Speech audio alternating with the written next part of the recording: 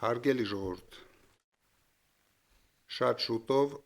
մենք մեծ պատասխանատվություն ենք վերցնելու մեզ վրա։ Մենք պետք է միասին ապահովենք մեր երկրի սրընթաց զարգացումը, բայց նախքան քննարկելը զարգացման պրոցեսները, ես ուզում եմ այսօր ֆիքսենք, ինչ ենք մենք ժառանգում նախորդ ապիկար իշխանությունից։ Ժառանգում ենք կորսված երկրորդ հայրենիք, Հայաստանի ինքնիշխան տարածքում օկուպացված տարածքներ Ադրբեջանի կողմից, արյունալի պատերազմի հետևանքով մի քանի անգամ մեծացրած եռաբլուր, մեր հիմնական դաշնակիցների հետ շանտաժի լեզվով խոսելու հետևանքով բացարձակ կորցրել ենք վստահությունը դաշնակիցների կողմից։ Հայաստանը դարձրել են աշխարհաքաղաքական բախման կենտրոն։ Մեր լավագույն հայրենակիցները այսօր գտնվում են Բաքվի բանտում։ Տնտեսության մասով ամբողջությամբ տապալված տնտեսություն, 21% աղքատություն, վարկերի տակ ճռռացող հասարակություն, 15 միլիարդին մոտեցող պետական պարտք, սփյուռքի ներուժի ոչնչացում Հայաստանի տնտեսական դաշտում, իրավապահ մարմինների բռնությունների շնորհիվ ներքին ներդրողների բացարձակ անտարբերություն։ Իսկ ինչ ենք անելու մենք ապահովելու համար սրընթաց զարգացում։ Առաջին հերթին 24-ժամյա աշխատանք, ունենալու ենք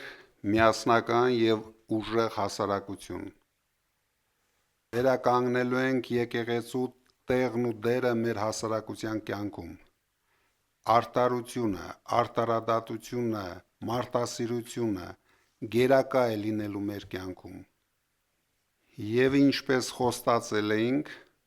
ունենալու ենք երաշխավորված ռեալ խաղաղություն, ինչը ես նույնպես երաշխավորում եմ։ Հիմա Նարեկ Կարապետյանը կներկայացնի, ինչ քայլերով կապահովենք Հայաստանի տնտեսության սրընթաց զարգացումը։ Շնորհակալ եմ խոսքի իրավունքի համար։ Ինչ ծրագրեր ունենք մենք մոտակա ժամանակաշրջանում։ 2 շաբաթվա ընթացքում առաջարկվելու ազգային ժողովին օրենք, որով փոքր բիզնեսը ազատվելու է շրջանառության հարկից։ Դա ապահովելու է 5 տարվա ընթացքում 50,000 նոր աշխատատեղեր։ Կուզեի նաև նշել, որ մենք 300,000 նոր աշխատատեղեր ենք ստեղծում մեր հայրի համար, բայց Փաշինյանի կառավարությունը արդեն բացել էր Հայաստանի դռները 300,000 ադրբեջանցիների համար։ Երկրորդը, միջին բիզնեսի համար եւ նաեւ մեծ բիզնեսի համար մենք ապահովելու ենք տնտեսական այնպիսի պայմաններ, որ մեր երկիրը ամենամրցակցայինը լինի տարածաշրջանի բոլոր երկրների հետ համեմատած։ Օրինակ, միջին բիզնեսի համար կստեղծվի Հայաստանում տեղայնացնելու ծրագրեր, հայկական արտադրանքը զարգացնելու ծրագրեր, որ մեր երկիրը ներմուծումամբ չզբաղվի, այլ տեղում արտադրի։ Հայաստանը վերաարդյունաբերականացնելու համար մեզ պետք է մեծ օտարերկրյա ներդրումներ, որը մենք ապահովելու ենք շատ կարճ ժամանակում։ Առաջիկա մի քանի հանդիպումների ժամանակ մենք սկսելու ենք ներկայացնել մեր տնտեսության զարգացման նոր ծրագրերը, որը իմ կարծիքով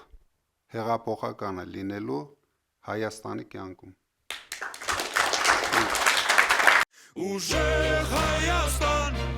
ազատ